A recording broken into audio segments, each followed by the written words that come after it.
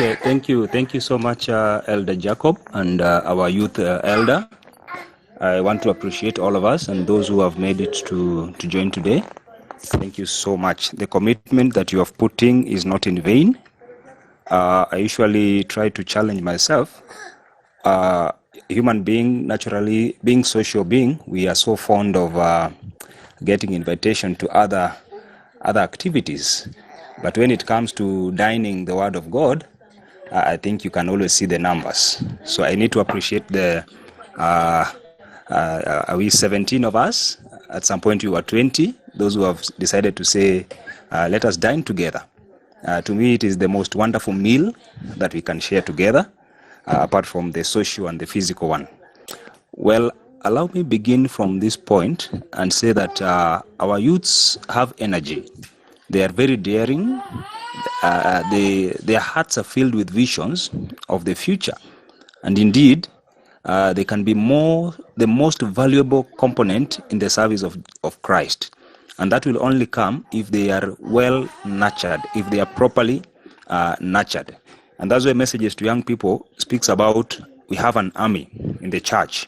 If well furnished, mightily furnished, how soon the message of the soon coming Christ will reach the entire world. So the issue here is, are our youths mightily furnished, well reached? Are they properly nurtured? That's where the question mark comes in.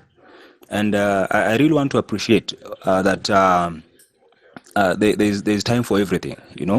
Ecclesiastes tells us there's time for everything. Maybe there was a time for truckers to go into hibernation, and the only question will be, what are we doing in our hibernation? Yeah, are we retreating? Are we kind of taking a solitude example of Jesus? Because at some point, Jesus withdrew himself from the multitude, and you can see the power of solitude. Yeah, by the time he comes out of solitude, he does more, and that is my prayer. Youthfulness is dynamic, but here we are being challenged to reach the cities in the example of Jesus Christ, the way you have taught us. And I can say also, to answer the question that Sister Lydia has echoed, and thank you so much, Sister Lydia. Sister Lydia is sharing with us from Canada. It's good that we know that we are ministering and we are sharing all the way. Thank you so much.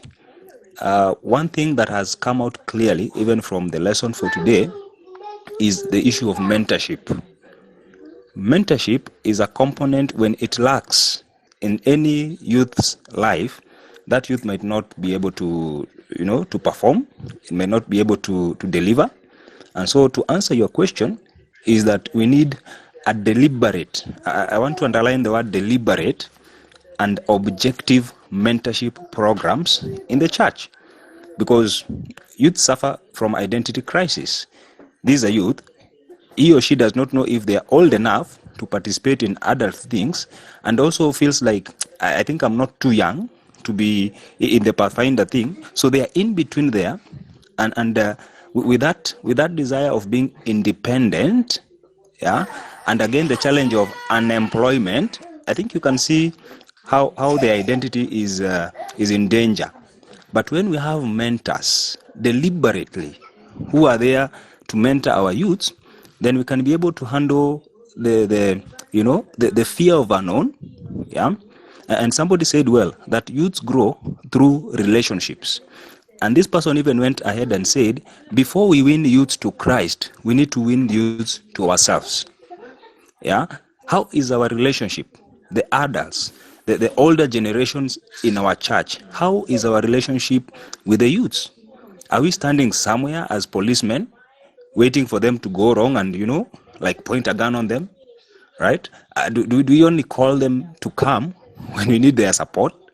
Like, we want chairs to be carried to such and such a place, and that's the time we recognize you? No.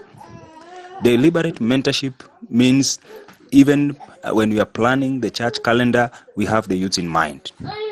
Allow me give an example John Mark, Barnabas and John Mark.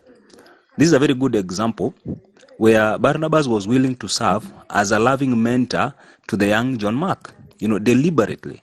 So relationship of this caliber will transform the Christian who can model the Christian life and truly care about the young people. Well, allow me not to say much because the topic for tomorrow is speaking about generational gaps. Yeah, while the youths are trying to reach the cities, there are those generational gaps that, if well handled and reduced or eliminated, then we'll have our youths reaching the cities in a more vibrant way.